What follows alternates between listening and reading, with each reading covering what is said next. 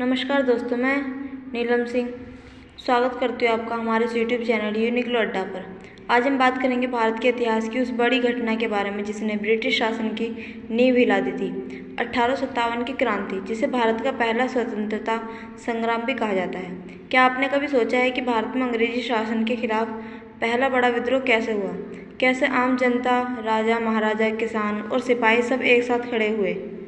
आइए आज हम आपको ले चलते हैं इतिहास के उस पन्ने पर जिसे हम कहते हैं 1857 की क्रांति, भारत का पहला स्वतंत्रता संग्राम।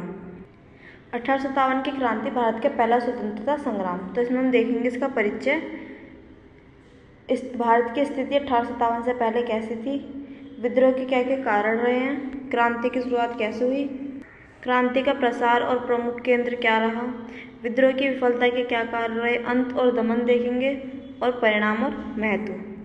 परिचय। साल 1857 से पहले भारत पर ब्रिटिश ईस्ट इंडिया कंपनी का शासन था। धीरे धीरे कंपनी ने पूरे भारत को अपने नियंत्रण में ले लिया था। न सिर्फ हमारी राजनीति बल्कि हमारी संस्कृति, धर्म और अर्थव्यवस्था पर भी ब्रिटिश प्रभाव पड़ता जा रहा था।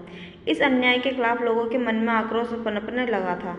10 मई 1857 को मेरठ की छावनी, सैकड़ों भारतीय सैनिक हथियार उठाए बगावत के लिए तैयार हुए। उनके दिलों में एक ही आवाज़ गूंज रही थी, अब बहुत हो चुका। तो इस क्रांति की जो स्टार्टिंग हुई थी वो हुई थी 10 मई को मेरठ की छावनी से 1857 में। भारत की स्थिति 1857 से पहले कैसी थी?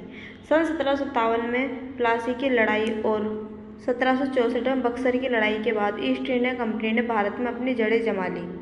धीरे धीरे एक व्यापारिक कंपनी ने भारत को अपनी राजनीतिक और आर्थिक पकड़ में ले लिया। देशी रियासतें हड़पी जा रही थी, किसानों से जमीनें छीनी जा रही थी, उद्योग धंधे ठप कर दिए गए थे, धार्मिक भावनाओं को ठेस पहुंचाई जा रही थी, लोग अंदर से खोल रहे थे। लेकिन एक चिंगारी की कमी थी और वो चिंगारी जल्द ही जलने वाली थी। विद्रोह के प्रमुख कारण क्या क्या रहे? पहला था राजनीतिक कारण, doctrine of lapse. Lord Dalhousie की यह नीति थी कि अगर किसी राजा का वारिस नहीं है तो उसकी रियासत अंग्रेजों के अधीन आ जाएगी। इस नीति के चलते झांसी, नागपुर, सतारा और कई रियासतें छीन ली गई। तो भारत पर किसका शासन था? लॉर्ड डलहौजी का, वायसराय जो थे, इसका शासन था। तो इसने कौन सी नीति अपनाई थी? डॉक्ट्रिन ऑफ लैप्स मीन्स राज्य हड़प कर नीति। इसका मतलब ये था कि किसी भी क्षेत्र पर किसी राज्य का अगर शासन है, उसकी जब मृत्यु हो जाती थी तो उसके बाद उसको कोई बेटा नहीं होता था, तो उसकी जितनी भी संपत्ति होती थी वो अंग्रेजों के अधीन में आ जाती थी।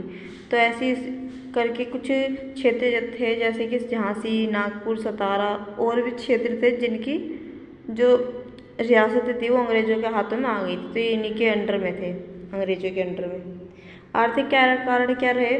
किसान भारी लगान से त्रस्त थे, कारीगरों को बर्बाद कर दिया गया, ब्रिटिश उत्पादों को बढ़ावा देकर भारतीय वस्त्र उद्योग को नष्ट किया गया। सामाजिक और धार्मिक कारण, ईसाई मिशनरियों को बढ़ावा दिया गया, सती प्रथा और बाल विवाह जैसे सुधारों को जबरदस्ती लागू करने की कोशिश ने लोगों को नाराज कर दिया। लोगों को लगने लगा कि अंग्रेज उनका धर्म बदलवाना चाहते हैं। सैनिक असंतोष, भारतीय सिपाहियों को कम वेतन और ऊंच नीच भरा व्यवहार झेलना पड़ता था। सबसे बड़ा मुद्दा बना एनफील्ड राइफल्स के कारतूस, जिन्हें दांतों से खोलना होता था और उन पर गाय व सूअर की चर्बी लगी होने की वजह से, मतलब उनको लगता था लोगों को कि कारतूसों पर गाय की, सूअर की चर्बी लगी होती है और उनको वो अपने दांतों से खोलना होता था। तो लोगों ने इसका विरोध किया था। ऐसी अफवाह फैल गई थी, वास्तव में था या नहीं ये नहीं पता, लेकिन लोगों ने इस चीज़ का विरोध किया था। क्रांति की शुरुआत कैसे होती? क्रांति की चिंगारी फूटी 10 मई 1857 को मेरठ से। मंगल पांडे नाम के एक सिपाही ने बैरकपुर में ग्रीस लगी कारतूसों का विरोध किया। इन कारतूसों में गाय और सूअर की चर्बी लगी होने की अफवाह थी, जिससे हिंदू और मुस्लिम सिपाही दोनों आक्रोशित हो गए। यह घटना सैनिकों के भीतर ज्वालामुखी की तरह सुलगती रही। 10 मई 1857 मेरठ, सैकड़ों सिपाही विद्रोह कर उठे। उन्होंने अंग्रेज अफसरों की छावनियों में आग लगा दी और दिल्ली की ओर कूच कर दिया। मेरठ से उठी चिंगारी ने दिल्ली, कानपुर, लखनऊ, झांसी और कई शहरों को अपनी चपेट में ले लिया। दिल्ली पहुंचकर उन्होंने बहादुर शाह जफर को भारत का सम्राट घोषित कर दिया। उस टाइम पर भारत का सम्राट कौन बना? बहादुर शाह जफर। वो शासन करने लगा दिल्ली पर। क्रांति का प्रसार और प्रमुख केंद्र, मतलब अभी देखेंगे क्रांति जो थी वो किन किन क्षेत्रों में फैली, कहाँ कहाँ तक फैली। दिल्ली की बात करते हैं तो बहादुर शाह जफर शासन कर रहे थे उस टाइम पे, तो उनको नेता बनाया गया। कानपुर से थे नाना साहब ने विद्रोह का नेतृत्व किया। तात्या टोपे उनके सेनापति थे। झांसी से रानी लक्ष्मीबाई ने अद्भुत वीरता दिखाई। मैं अपनी झांसी नहीं दूंगी कहकर ब्रिटिश सेना से मोर्चा लिया। लखनऊ से बेगम हजरत महल ने नवाब वाजिद अली शाह के बेटे की ओर से शासन किया और अंग्रेजों से युद्ध किया। बिहार से 80 वर्ष के कुंवर सिंह ने भी हथियार उठाए। तो यहाँ भी आप प्रमुख स्थल देख, अंग्रेजों से युद्ध किया। बिहार से 80 वर्ष के कुंवर सिंह ने भी हथियार उठाए। तो यहाँ भी आप प्रमुख स्थल देख सकते हैं 1857 के विद्रोह के। दिल्ली, लखनऊ, कानपुर, झांसी, इलाहाबाद, बनारस, बिहार, ये सारे थे और ये सारे नेतृत्वकर्ता थे जिन्होंने बढ़ चढ़कर भाग लिया और दमनकर्ता थे जिनका उन्होंने विद्रोह किया। अब देखेंगे विद्रोह की विफलता के क्या क्या कारण रहे। हालांकि यह विद्रोह जबरदस्त था लेकिन फिर भी कुछ वजहों से सफल नहीं हो सका। कोई स्पष्ट संगठन या केंद्रीय नेतृत्व नहीं था, मतलब कोई एक तरीके से एक स्पष्ट ग्रुप नहीं था इस विद्रोह का करने का। अलग अलग ग्रुप बटे हुए थे छोटे छोटे, तो इस चीज़ की भी कमी थी। कई रियासतें जैसे हैदराबाद, ग्वालियर आदि ने अंग्रेजों का साथ दिया, तो कुछ ऐसी रियासतें थी जो भारत के लोगों के साथ थी लेकिन कुछ ऐसी थी जो अंग्रेजों के साथ मिल गई थी। अंग्रेजों के पास बेहतर हथियार और संचार व्यवस्था थी, भारतीयों के पास नहीं थी, जबकि अंग्रेजों के पास बहुत अच्छी थी।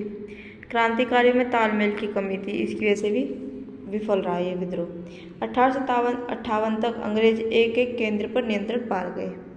क्या हुआ, धीरे धीरे अंग्रेजों ने सभी केंद्रों पर अपना कंट्रोल कर लिया। अंत और दमन।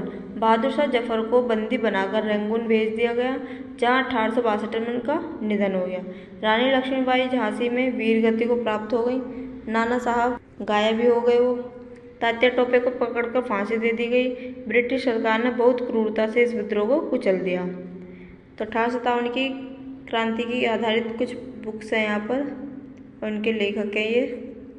जब first war of independence Vinayak Damodar Savarkar ने लिखी थी। ग्रेट रिबेलियन अशोक मेहता ने, तो आप देख सकते हैं। अब इस विद्रोह का परिणाम देखेंगे और महत्व। ईस्ट इंडिया कंपनी का शासन समाप्त कर दिया गया।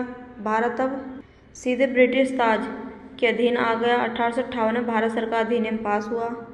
भारतीयों को सेना में उच्च पदों से दूर रखा गया, लेकिन एक बीज बोया जा चुका था, आज़ादी का बीज। इस क्रांति ने भारत में राष्ट्रवाद की भावना को जन्म दिया। तो यहाँ भी परिणाम दे रखे हैं। 1857 की क्रांति से कंपनी शासन का अंत हो गया। महारानी का घोषणा पत्र। 1857 क्रांति से सेना पुनर्गठन हुआ। फूट डालो राज करो की नीति अपनाई गई। देशी रियासतों के लिए नीति में परिवर्तन ला गए। तो ये सारे परिणाम देखे आ सकते हैं। आइए हम बात करते हैं निष्कर्ष के बारे में। 1857 क्रांति भले ही असफल रही, लेकिन इसने भारत के स्वतंत्रता आंदोलन को दिशा दी। यह एक ऐसा संग्राम था जहां हिंदू और मुसलमान दोनों ने मिलकर विदेशी शासन के खिलाफ आवाज़ उठाई। बेशक ये क्रांति असफल रही, लेकिन लोगों के अंदर उम्मीद जगी। तो यहाँ हमारा वीडियो का एंड होता है। अगर आपको ये वीडियो पसंद आई हो तो लाइक करें, शेयर करें और चैनल को सब्सक्राइब करना ना भूलें। धन्यवाद।